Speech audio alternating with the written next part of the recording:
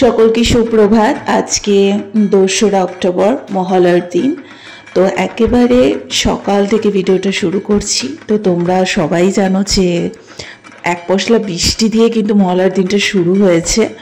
তো মহালয়ার দিনে বীরেন্দ্র কিশোর ভদ্রের সে মহালয়া শুনবো না এবং তার সাথে কুমোরটুলিতে গিয়ে একটু প্রতিমা দর্শন করব না, সেটা কি হতে পারে?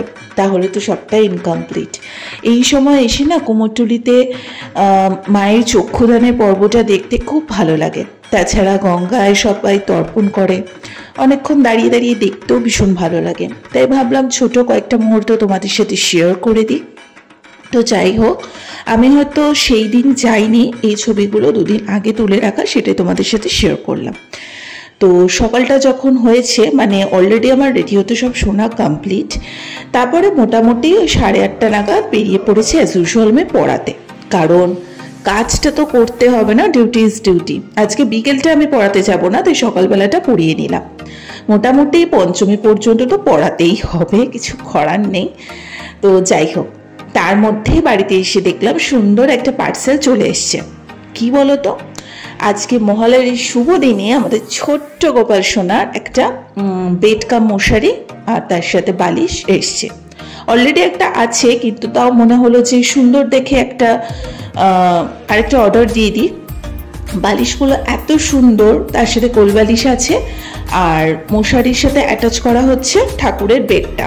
তোমরা যদি এটা লিঙ্ক চাও, আমি অবশ্যই তোমাদের সাথে প্রোভাইড করে দেবো। জিনিসটা কিন্তু খুব সুন্দর এসছে, মেটেরিয়ালটা খুব ভালো। তোমরা আমাকে জানাবে তোমাদের কেমন লাগলো।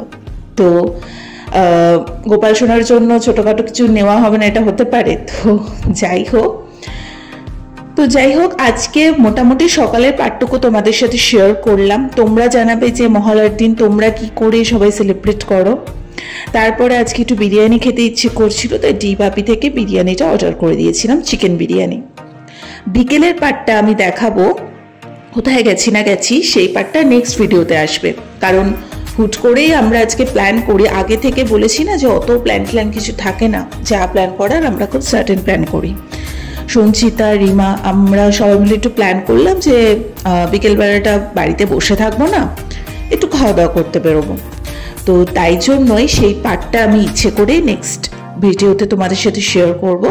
কেননা কোথায় খেতে যাচ্ছি, নতুন কিছু এক্সপ্লোর করতে আমার খুব ভালো লাগে। বারাসাতের মধ্যেই থাকবো, কোথায় যাচ্ছি না যাচ্ছি সেটার উপরে একটা আলাদা ভিডিও তোমাদের সাথে নেক্সট পার্টে শেয়ার করে দেবো। ডিবাপির বিরিয়ানি খেতে কারা ভালোবাসো অবশ্যই জানিও। কিন্তু দামটা হয়তো বেশি, কিন্তু সত্যি বলতে ভালো বিরিয়ানি খেতে গেলে কিন্তু একটু খরচা করতেই হবে। তো যাই হোক, এইভাবে আজকে ছোট্ট সকালের পর্বটা শেষ করলাম। তো তোমরা অবশ্যই কিন্তু বলো যে তোমরা কিভাবে কি সেলিব্রেট করলে না করলে আজকের দিনটা।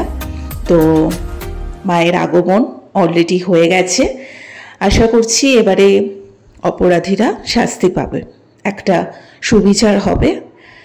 তো চলো, আপাতত ভিডিওটা আর বাড়াচ্ছি না, পরের ব্লগটার জন্য তোমরা ওয়েট করো, নেক্সট দিন আসছে। টাটা।